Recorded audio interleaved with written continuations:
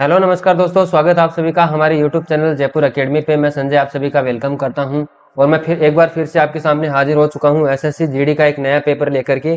दोस्तों आज के इस पेपर में हम हिंदी के 25 क्वेश्चंस करने वाले हैं और हम जानेंगे कि एसएससी जीडी के एग्जाम में हिंदी का कितना वेटेज रहता है और हिंदी में किस प्रकार के क्वेश्चन पूछे जाते हैं। सबसे पहले तो दोस्तों मैं बता दूं, हमारे चैनल का जो नाम है वो है जयपुर एकेडमी। आप अगर चैनल पर नए हैं तो चैनल को सब्सक्राइब कर लीजिए और बेल आइकन भी अवश्य दबा लीजिए ताकि मेरे आने वाले हर एक वीडियो की नोटिफिकेशन आपको मिलती रहे समय पे। ठीक है, चलिए आगे बढ़ते हैं। देखिए जो पेपर है ये एसएससी जीडी एग्जाम के लिए है और हिंदी का प्रश्न पत्र है। टॉप 25 क्वेश्चन मैं लेकर के आपके सामने हाजिर हो चुका हूँ और ये वीडियो सीरीज का तीसरा वीडियो आज मैं करने जा रहा हूँ। जो फरवरी एग्जाम 2024 में होने वाला है एसएससी जीडी का, उसमें छपने वाले क्वेश्चंस मैं लेकर के आज आपके सामने हाजिर हो चुका हूं। दोस्तों अगर आपको इस वीडियो की पीडीएफ अगर चाहिए होती है तो उसके लिए आप हमारा टेलीग्राम चैनल जो है जयपुर एकेडमी के नाम से, ये वाला लोगो आपको देखने को मिल जाएगा। आप टेलीग्राम पे जाके सर्च करेंगे तो ये वाला लोगो देख के आप टेलीग्राम चैनल ज्वाइन कर लीजिएगा। उसी पे मैं इसकी पीडीएफ है वो अपलोड करता रहता हूँ। ठीक है, और ये आज की इस वीडियो पे हम 25 क्वेश्चन लेकर के आपके सामने हाजिर हो चुका हूँ।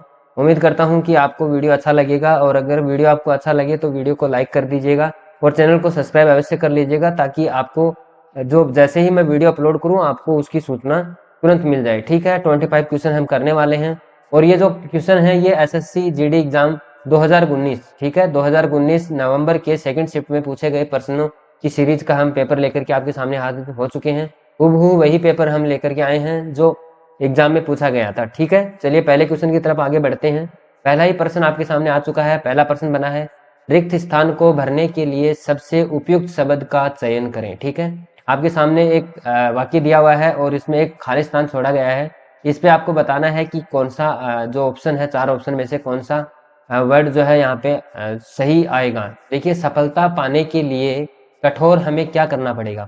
देखिए हमें श्रम करनी है, नहीं हमें अध्ययन करना है, अनुशासन रखना है या आवागमन करना है। तो इसका जो राइट आंसर हो जाएगा वो हो जाएगा श्रम। ठीक है, तो ये जो वाक्य है इसको पूरा करने के लिए सफलता पाने के लिए कठोर श्रम करना पड़ता है। ठीक है, पड़ता है। ठीक है, चलिए अगले प्रश्न की तरफ हम बढ़ते हैं। अगला प्रश्न है, दिए गए वाक्य का वह भाग ज्ञात करें जिसमें त्रुटि है। यदि कोई त्रुटि नहीं है तो कोई नहीं है वाला ऑप्शन चूज करना है और अगर कोई त्रुटि है तो उस वाला ऑप्शन है वो चूज करना है जिसमें त्रुटि दी गई है। देखिए लिखा है, कभी कभी आकाश में दिखाई देने वाला उल्का पतन एक विलक्षण घटना है। ठीक है, एक बार फिर से आप इस वाक्य को पढ़ेंगे। ठीक है, तो वाक्य दिया हुआ है, कभी कभी आकाश में दिखाई देने वाला उल्का पतन एक विलक्षण घटना है। ठीक है, तो इस वाक्य का जो गलत पोर्शन दिया गया है, देखिए दिखाई देने वाला हो सकता है यानी कि दिखने वाला, दिखाई देने वाला, ये तो सही है दिखाई देने वाला। और एक हो रहा है उल्का पतन एक विलक्षण घटना है, उल्का पतन एक विलक्षण घटना है।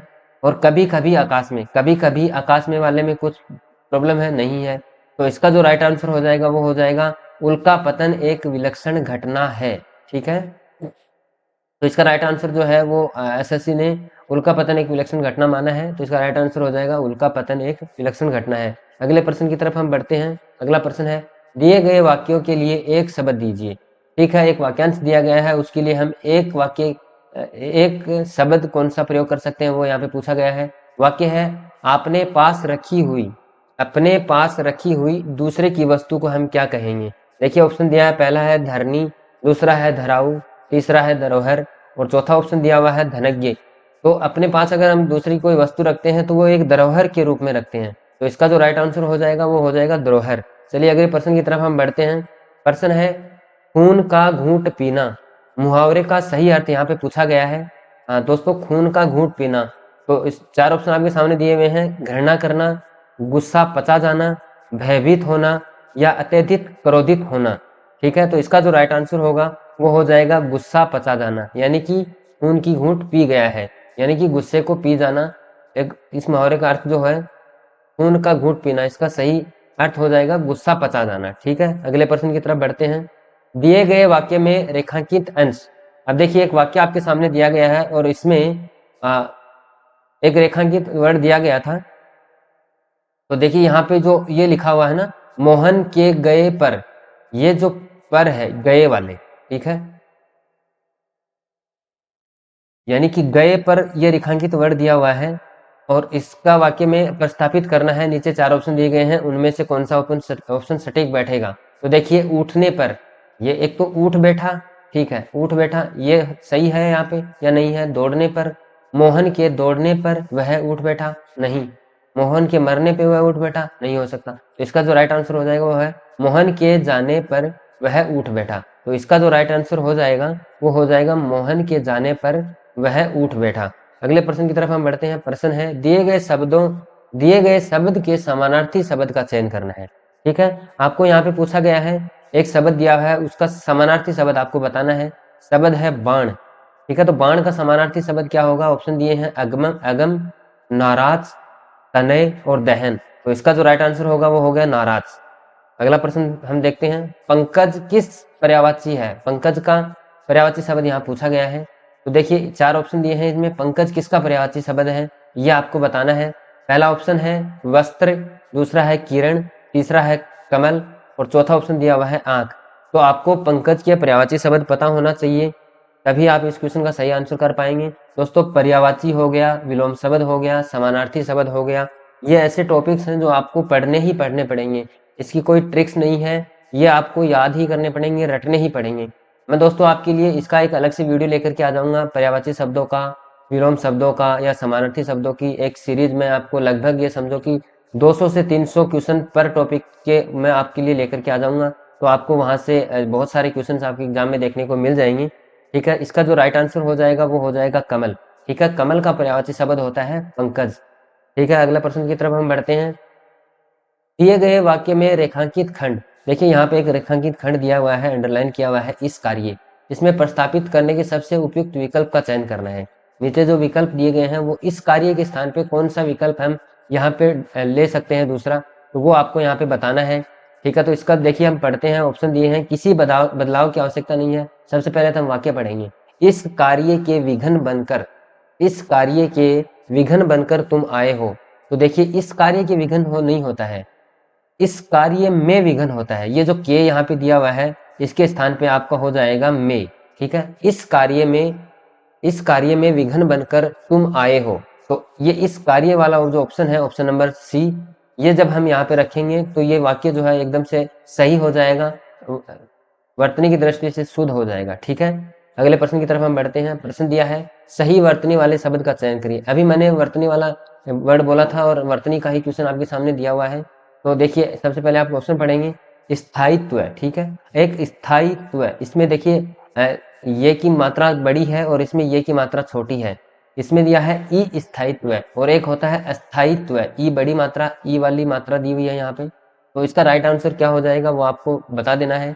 तो इसका जो राइट आंसर होगा वो बी ऑप्शन हो जाएगा, स्थायित्व होता है, ना कि स्थायित्व या ई स्थायित्व या ई स्थायित्व, ऐसा कुछ नहीं होता है। स्थायित्व जो दिया हुआ है ये इसका राइट आंसर हो जाएगा।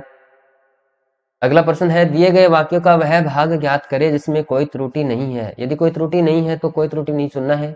तो वाक्य दिया हुआ है महेश जी बता रहे थे कि उनका भतीजा अपने लक्ष्य पर नजर रखते हैं। अब देखिए वाक्य पढ़ते ही आपको समझ में आ जाना चाहिए, रखते होता तो बहुवचन हो जाता, और उसने बताया है कि उनका मात्र एक भतीजा है, उनका भतीजा तो एक ही हुआ ना, भतीजे होता तो मान सकते थे कि ये वाक्य सही हो जाता। तो इस वाक्य में क्या त्रुटि है वो आपको बतानी है। ठीक है, तो देखिए इसमें हम रखेंगे ऑप्शन जो इसका राइट आंसर हो जाएगा वो हो जाएगा अपने लक्ष्य पर नजर रखते हैं। इस वाले वाक्य में यहाँ पे रखते वाले में प्रॉब्लम है, यहाँ पे या तो होता रखता है और या यहाँ पे ये इसमें अगर हम करते तो उनके भतीजे। ठीक है, यहाँ पे बहुवचन होता तो ये वाक्य सही हो जाता।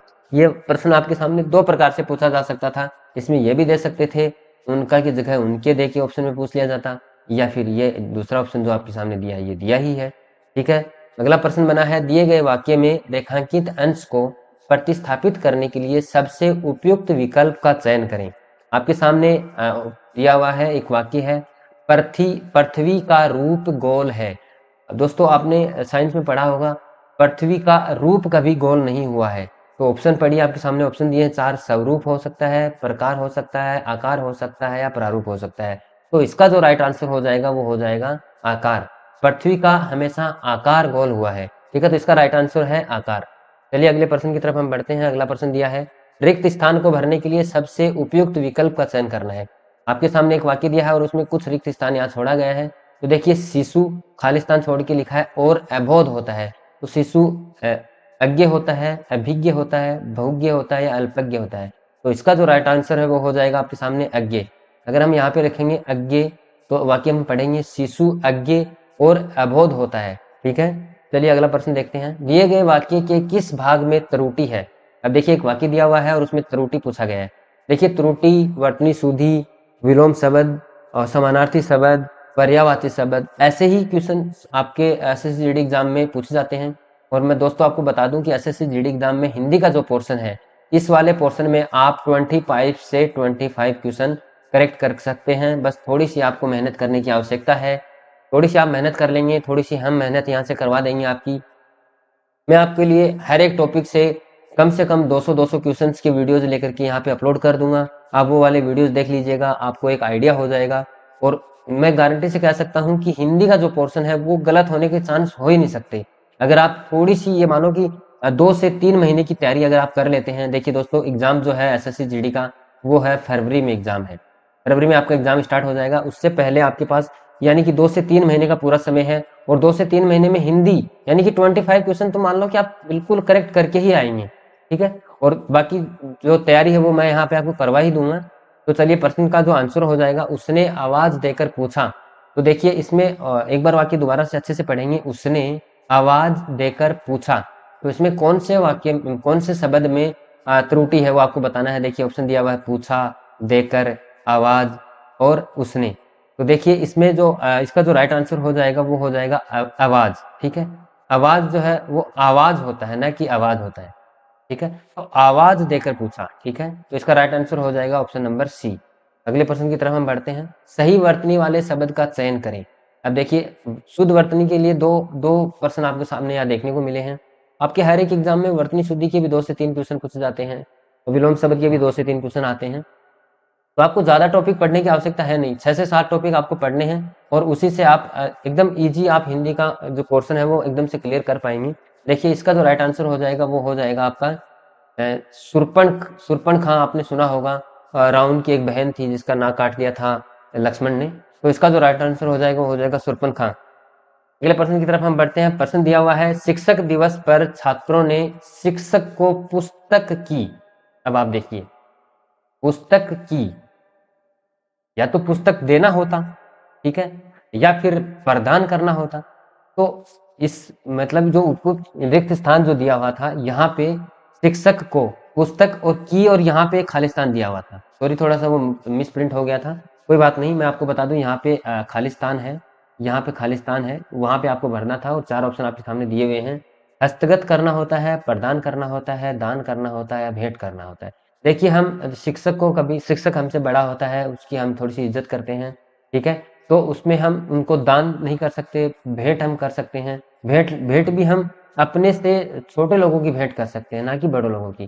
ठीक है, तो इसके लिए हम एक आदरपूर्ण भाव जो रखेंगे वो रखेंगे प्रदान वाला। ठीक है, तो इसका जो राइट आंसर हो जाएगा एक्चुअल में क्या है, शिक्षक दिवस पर छात्रों ने शिक्षक को पुस्तक भेंट करना होता है। ठीक है, तो इसका जो राइट आंसर हो जाएगा, इसका राइट आंसर कर लीजिए भेंट होगा। ठीक है, प्रदान नहीं होगा, भेंट करना होता है।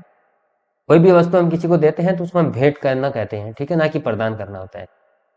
अगला प्रश्न पढ़ते हैं। धन से संबंध रखने वाला वाक्यांश के लिए एक शब्द। अब देखिए वाक्यांश के लिए एक शब्द भी आपको पूछा जाता है एग्जाम में, 2 से 3 क्वेश्चन देखने को मिल जाते हैं।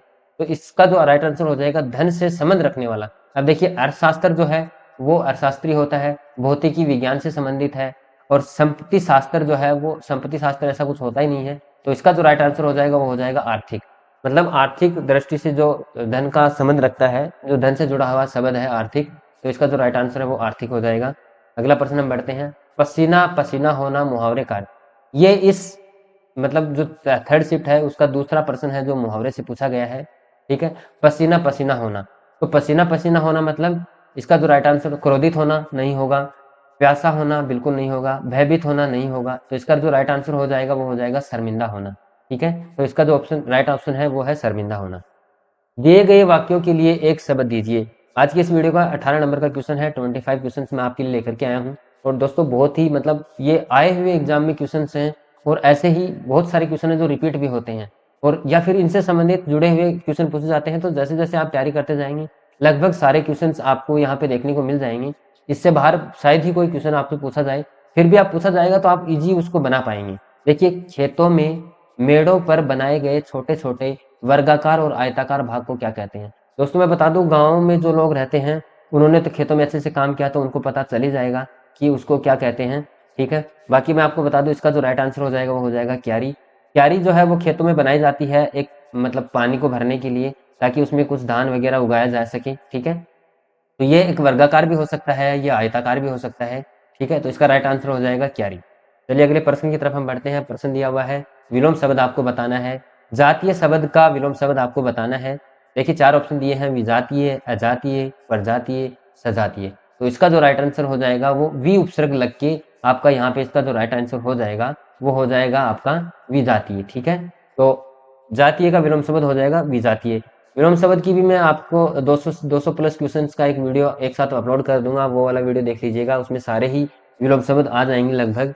कोई अगर मिस हो भी जाए तो कोई बात नहीं, थोड़ी बहुत तैयारी आप खुद से भी कर लीजिएगा। बाकी आप कमेंट करके बता दीजिएगा कि कौन सा शब्द बाकी रह गए हैं, उनके भी विलोम शब्द मैं आपके लिए लेकर के आ जाऊंगा। ठीक है दोस्तों, इस वीडियो की अगर आप पीडीएफ पाना चाहते हैं तो ऊपर देखिए जयपुर अकेडमी के नाम से हमारा चैनल टेलीग्राम चैनल है, आप टेलीग्राम चैनल को ज्वाइन कर लीजिए। वहाँ पे मैं आपको इस वीडियो की पीडीएफ प्रोवाइड करवा दूंगा और ये आपके एग्जाम के लिए बहुत ही महत्वपूर्ण होगी रिवीजन करने के लिए। तो आप सेव करके अपने मोबाइल में रख लीजिएगा, जैसे ही एग्जाम नज़दीक आए एक बार इसका आप रिवीजन कर लीजिएगा। बाकी तो मैं हूँ ही, आपको रिवीजन करवा ही दूंगा, लेकिन फिर भी मतलब कभी मिस प्रिंट हो जाए तो चीज़ें ना मिले तो ये बेटर रहेगा कि आप टेलीग्राम चैनल ज्वाइन कर लीजिए। उसमें ही हमेशा पीडीएफ बनी रहेंगी, आप वहां से पीडीएफ डाउनलोड कर पाएंगे, इजी वहां से पढ़ पाएंगे।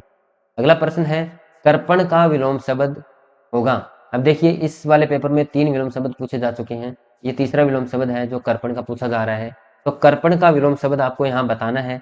कर्पण का विलोम शब्द होता है कर्पण का जो विलोम शब्द है वो आपका हो जाएगा दाता। ठीक है, यानी कि दान करने वाला, दान करने वाला।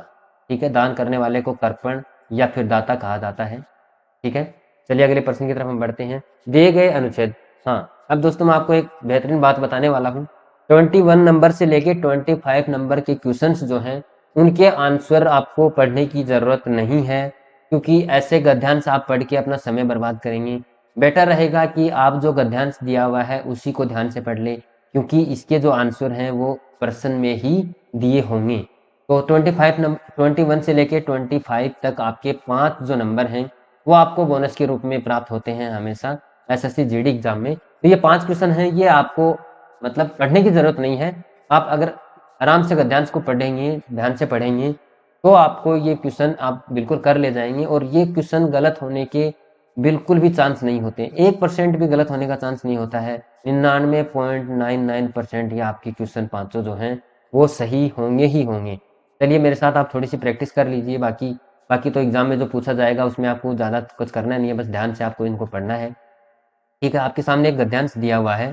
ठीक है, आपके सामने एक गद्यांश दिया हुआ है, वो आपको ध्यान से पढ़ना है। गद्यांश है, भारत के गांव व खालिस्तान दिया हुआ है। 4 ऑप्शन आपके सामने दिए हैं, इन 4 ऑप्शनों में कौन सा एक शब्द जो है वो यहाँ पे सटीक बैठेगा वो आपको यहाँ बैठाना है। भारत के गाँव में राज्यों के मनोरम स्थल नहीं होते हैं, त्रिलोक के मनोरम स्थल नहीं होते हैं, प्रकृति के मनोरम स्थल होते हैं। ठीक है, और इसका जो राइट आंसर हो जाएगा वो हो जाएगा ऑप्शन नंबर प्रकृति, सी। ठीक है, अगले प्रश्न की तरफ हम बढ़ते हैं। प्रश्न दिया है, प्रश्न तो वही है, बस आपको बताना है कि ये जो 2 नंबर दिया हुआ है इस पे कौन सा शब्द सटीक बैठेगा, बाकी आगे आपको पढ़ना है। अब आप देखो यहाँ पे आपने लिख दिया प्रकृति, पिछले वाले क्वेश्चन में आपने किया था। अब देखिए, भारत के गांव प्रकृति के मनोरम स्थल हैं, वहां गांव का निवासी प्रकृति की, अब देखो पीछे वाले में प्रकृति आया था तो आपको यहाँ प्रकृति ऑप्शन उत्तर क्या है आपको इसी में देखने को मिल जाएगा। तो इसमें ज्यादा मेहनत करने की आवश्यकता नहीं है, 5 नंबर कहीं जाने वाले नहीं है। बस आपको जो करना है वो है एकदम ध्यान से, जैसे मैं आपको पढ़ के बता रहा हूँ वैसे ध्यान से आपको एग्जाम में पढ़ना है। बिल्कुल भी एग्जाम का फ्रस्ट्रेशन नहीं लेना है, एग्जाम बिल्कुल एकदम फ्रेश माइंड से आपको पेपर देने जाना है। ठीक है, तो देखिए वहां का निवासी प्रकृति की, देखिए प्रकृति के साथ, प्रकृति के हाथ, प्रकृति की छांव और गोद। देखिए छांव जो है ना वो एक फिजिकली जो चीज होती है हमारे पास, बट प्रैक्टिकल में हमारे पास जो चीज होती है उसकी छांव बनती है, और प्रकृति कोई फिजिकली चीज नहीं है जिसकी छांव बने। हाथ में हम ले नहीं सकते प्रकृति को, साथ हम चल सकते हैं लेकिन साथ नहीं आएगा यहाँ पे। यहाँ पे राइट आंसर हो जाएगा आपका गोद।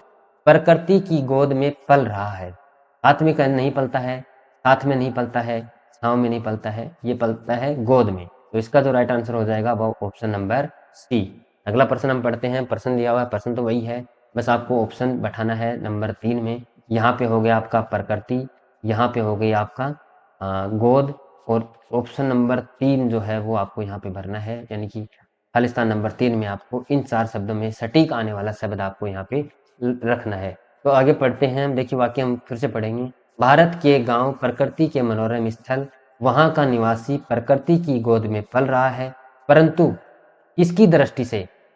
राजनीतिक दृष्टि से, आर्थिक दृष्टि से, या फिर शारीरिक दृष्टि से या मानसिक दृष्टि से? तो देखिए पिछड़े हुए गांवों की स्थिति अत्यंत ही, अब देखिए किसकी दृष्टि से, तो इसका राइट आंसर हो जाएगा आर्थिक दृष्टि से। गांव के लोग थोड़े से क्या है, यानी कि उनका एक ही पैसा होता है कृषि करना, तो एक्चुअल में क्या है, वहाँ का जो पैसा कृषि करना ही है, तो उनका आर्थिक स्तर जो है ना वो थोड़ा सा कमजोर होता है। तो इस बिहाव पे भी हम अपने मतलब सबकॉन्शियस माइंड के हिसाब से भी हम इसको अच्छे से बना पाएंगे। तो इसका राइट आंसर हो जाएगा आर्थिक, यानी कि ऑप्शन नंबर बी। अगला प्रश्न आएगा अपना, प्रश्न ये सेकंड लास्ट क्वेश्चन है आज का। तो सबसे पहले पुराने वाले ऑप्शन में भर लेता हूँ, इतना टाइम तो आपको मिल ही जाएगा अच्छे से। प्रकृति हो जाएगा, गोद में हो जाएगा, ठीक है, और यहाँ पे आर्थिक दृष्टि हो जाएगा, ठीक है, और यहाँ पे जो है अत्यंत ही क्या है, देखिए पढ़िए, अत्यंत ही है क्या है स्थिति, आर्थिक दृष्टि से पिछड़े हुए गांवों की स्थिति अत्यंत ही कठिन होती है, नहीं, स्तरीय होती है, नहीं, संपन्न नहीं हो सकती, क्योंकि ऑलरेडी आर्थिक स्थिति कमजोर है तो संपन्न कैसे हो सकती है? तो इसका जो राइट आंसर हो जाएगा ऑप्शन नंबर बी, दयनीय, यानी कि उनकी अत्यंत ही दयनीय स्थिति है, ठीक है।